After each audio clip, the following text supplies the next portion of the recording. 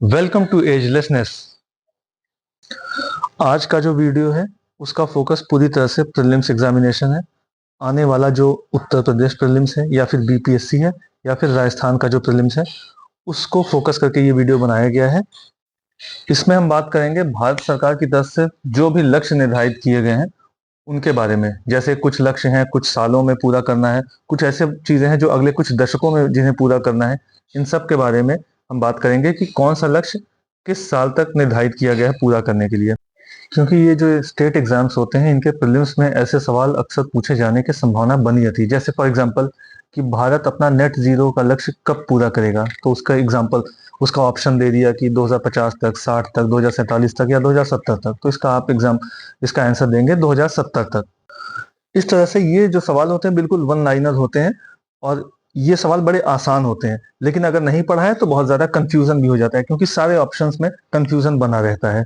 क्योंकि इसमें ऐसा कोई खास कॉन्सेप्ट नहीं है जिसको लगा कि आप इन सवालों को लगा सकें।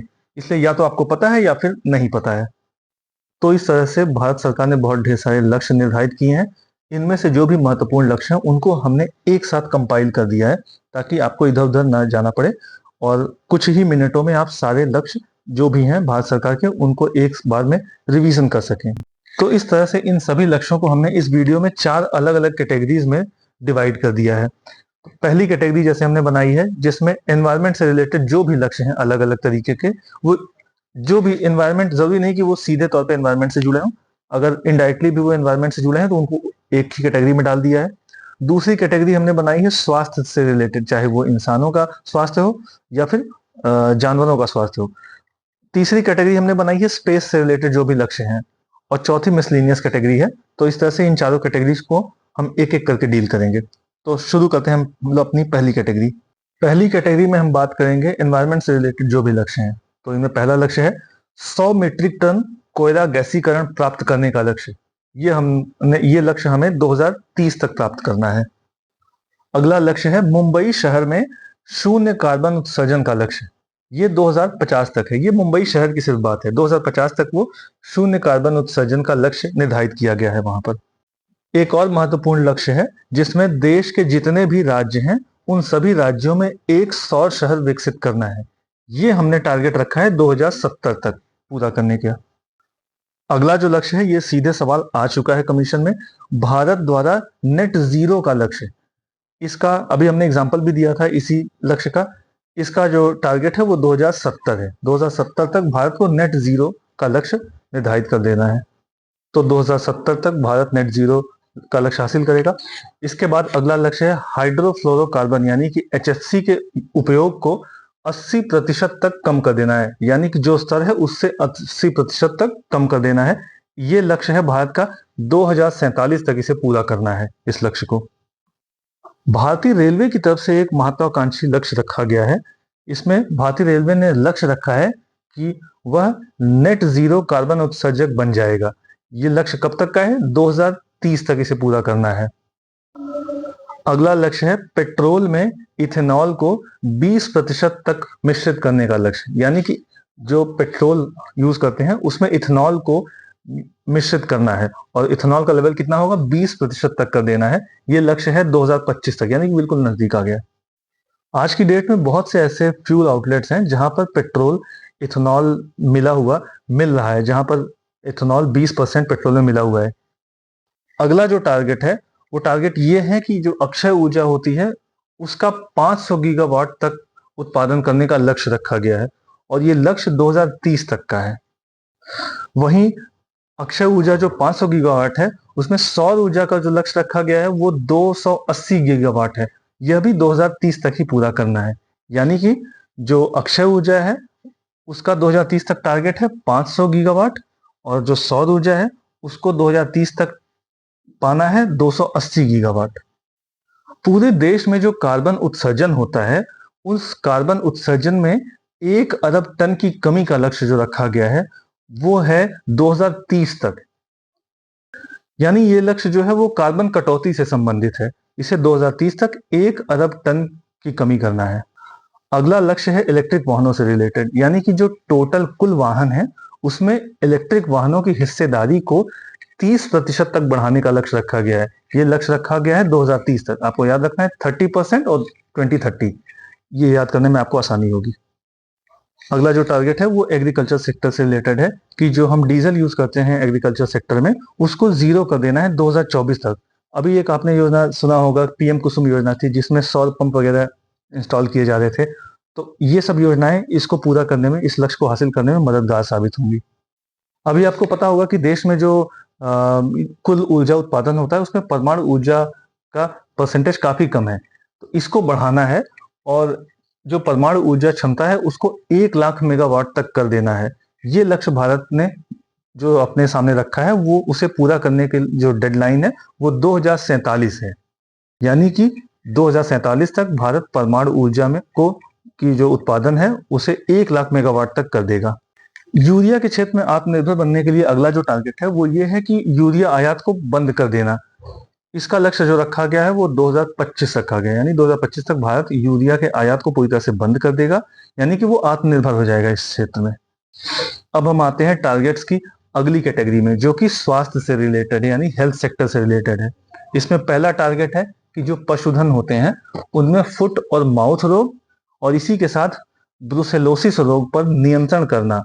ये जो टारगेट है ये हमने 2025 तक किया है, यानी 2025 तक इसे नियंत्रित कर लेना है और 2030 तक इसको पूरी तरह से खत्म कर देना है, इन्हीं रोगों को, जो फुट और माउथ रोग हैं और ब्रुसेलोसिस। ठीक है, तो ध्यान रखना है 2025 तक नियंत्रित करना है और 2030 तक इसको खत्म कर देना है, यानी उन्मूलन कर देना है। भारत से टीबी जो रोग होता है, ट्यूबरकुलोसिस, उस रोग को पूरी तरह से खत्म करने का जो टारगेट रखा गया है वो है 2025, यानी कि अगले साल। जबकि ट्यूबरकुलोसिस को खत्म करने का जो WHO का जो टारगेट है वो 2030 है, यानी कि भारत 5 साल पहले उससे खत्म करेगा। वहीं साथ ही मलेरिया जो रोग है उसे खत्म करने का जो भारत का टारगेट है वो 2030 का है, यानी कि टीबी को 2025 तक भारत खत्म करेगा पूरी तरह से और मलेरिया को पूरी तरह से खत्म करेगा 2030 तक। इसी सीरीज में अगला जो टारगेट है वो HIV एड्स को खत्म करने का टारगेट। HIV एड्स को भी खत्म करने का टारगेट 2030 ही है, यानी मलेरिया और HIV एड्स को 2030 तक खत्म करना है, टीबी को अगले ही साल 2025 तक। ये ध्यान रखना है, इसमें कंफ्यूज नहीं होना है। अभी तक हमने टारगेट्स की 2 कैटेगरी देख ली है। पहली वो थी जो एनवायरनमेंट से रिलेटेड थी, जिसमें कहीं ना कहीं एनवायरनमेंट से डायरेक्ट या इनडायरेक्ट जो रिलेटेड है। दूसरी कैटेगरी हमने देखी हेल्थ सेक्टर से रिलेटेड, जिसमें हेल्थ से रिलेटेड जो भी टारगेट्स है। अगली कैटेगरी हम देखने जा रहे हैं जो तीसरी है, इसमें स्पेस सेक्टर से रिलेटेड टारगेट्स हम देखेंगे। इसमें पहला टारगेट है चंद्रमा पर अंतरिक्ष यात्री उतारने का टारगेट जो भारत का है वो 2040 तक, यानी 2040 तक भारत चंद्रमा पर अपना यात्री उतारेगा। और उसके अलावा 2035 में एक और टारगेट भारत ने बहुत ही महत्वाकांक्षी टारगेट रखा है, वो है अपना खुद का अंतरिक्ष स्टेशन स्थापित करने का। यानी कि चंद्रमा पर जो यात्री उतरेगा 2040 में और 2035 तक हम स्पेस में अपना अंतरिक्ष स्टेशन स्थापित कर देंगे।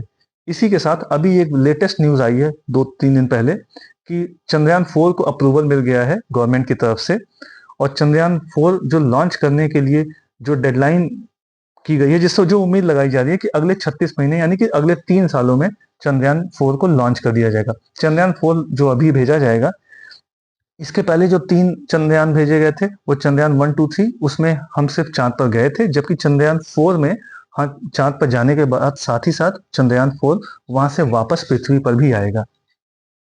तो चंद्रयान 4 जो लॉन्च किया जाएगा उसका टारगेट है अगले 36 महीने, यानी कि अगले 3 सालों में उसे लॉन्च किया जाएगा, इस मिशन को पूरा किया जाएगा। टारगेट्स की कैटेगरी जो चौथी कैटेगरी है, अब हम उस पर बात करते हैं। इसमें मिसलीनियस जो टारगेट्स हैं उनकी बात करेंगे। इसमें पहला टारगेट है पोत निर्माण के क्षेत्र में आत्मनिर्भरता हासिल करने का लक्ष्य जो निर्धारित किया है भारत सरकार ने, वो है 2047 तक, यानी कि 2047 तक शिपिंग का जो क्षेत्र है उसमें हम आत्मनिर्भरता हासिल कर लेंगे। अगला जो टारगेट है वो ये है कि देश में जितने भी गांव हैं उन सभी गांवों तक ऑप्टिकल फाइबर को बिछा दिया जाएगा और ये जो लक्ष्य निर्धारित किया गया है इसे 2025 तक पूरा करने का लक्ष्य है। इसके बाद अगला जो टारगेट आता है वो है डिजिटल रेडियो लॉन्च करने का लक्ष्य। ये भारत सरकार ने जो लक्ष्य रखा है डिजिटल रेडियो लॉन्च करने का, ये 2024 का लक्ष्य है, यानी कि 2024 में ही हम इसी साल डिजिटल रेडियो लॉन्च करने का लक्ष्य रखा हमने। इसके बाद अगला जो टारगेट है वो है देश को विकसित बनाने का लक्ष्य। देश को विकसित विकसित बनाने के लिए जो लक्ष्य रखा गया है वो 2047 तक है। और 2047 का ही एक और लक्ष्य है, वो है भारत को ऊर्जा स्वतंत्र देश बनाने का लक्ष्य। यानी कि 2047 में हमने दो लक्ष्य निर्धारित किए हैं। एक तो भारत को विकसित देश बना देना है, और दूसरा जो लक्ष्य है वो है भारत को ऊर्जा स्वतंत्र देश बनाना है। इसके बाद रेलवे की तरफ से एक टारगेट रखा गया है कि जो रेलवे वेटिंग टिकट जारी करता है उसे खत्म करके कंफर्म टिकट देने का लक्ष्य जो रखा गया है वो है 2027 तक। यानी कि 2027 तक वेटिंग टिकट को पूरी तरह से समाप्त कर दिया जाएगा और कंफर्म टिकट दिया जाएगा। ये रेलवे की तरफ से लक्ष्य है। ये भारतीय परिवहन क्षेत्र के लिए बहुत ही महत्वपूर्ण लक्ष्य होगा। साथ ही साथ पर्यटन के क्षेत्र में भी यह काफी लाभदायक सिद्ध होगा। आज के वीडियो में हम जिन भी टारगेट्स की बात कर रहे हैं उनमें आखिरी टारगेट जो है वो ये है कि सेवा के क्षेत्र में जो हम निर्यात करते हैं उस निर्यात को $1 ट्रिलियन तक पहुंचाने का जो लक्ष्य है वो है 2030 तक। यानी कि भारत जो भी निर्यात करता है उसमें सेवा क्षेत्र की तरफ से जो निर्यात होता है उसको $1 ट्रिलियन तक पहुंचा देने का लक्ष्य रखा गया है 2030 तक। तो इस प्रकार भारत सरकार की तरफ से जो लक्ष्य निर्धारित किए गए हैं जिनको अगले कुछ सालों या अगले कुछ दशकों में पूरा करना है, ये वो लक्ष्य थे। इन सभी को हमने एक जगह कंपाइल किया और यहाँ से कमीशन में सवाल आने के चांसेस ठीक ठाक बने रहते हैं। और अगर सवाल आएंगे तो बहुत ही आसान सवाल होते हैं, वन लाइनर सवाल होते हैं। हाँ, अगर पढ़ा नहीं है या वो आंखों के सामने से गुजरा नहीं है तो वो कंफ्यूजन क्रिएट कर देता है। इन सभी टारगेट्स में से बहुत से ऐसे टारगेट्स हैं जिनको भारत बहुत ही समय से पहले पूरा करने की तरफ आगे बढ़ रहा है, लेकिन कुछ ऐसे भी टारगेट्स हैं जो काफी चैलेंजिंग है। तो इस तरीके से आज की वीडियो में हमने टारगेट्स की बात करी। भविष्य में भी हम इस तरह की और भी वीडियोस लाते रहेंगे जो प्रीलिम्स एग्जामिनेशन के लिए इंपॉर्टेंट हैं। आने वाले प्रीलिम्स से रिलेटेड और भी वीडियोस देखने के लिए आप हमारी प्लेलिस्ट प्रीलिम्स नाम से जो बनी है उसे देख सकते हैं। उसमें हमने कुछ वीडियोस डाले हैं और समय के साथ साथ आने वाले प्रीलिम्स तक हम लगातार उस पर वीडियोस डालते रहेंगे। इसी तरह के और भी अपडेट्स जानने के लिए लाइक और सब्सक्राइब करें agelessness. Thank you very much.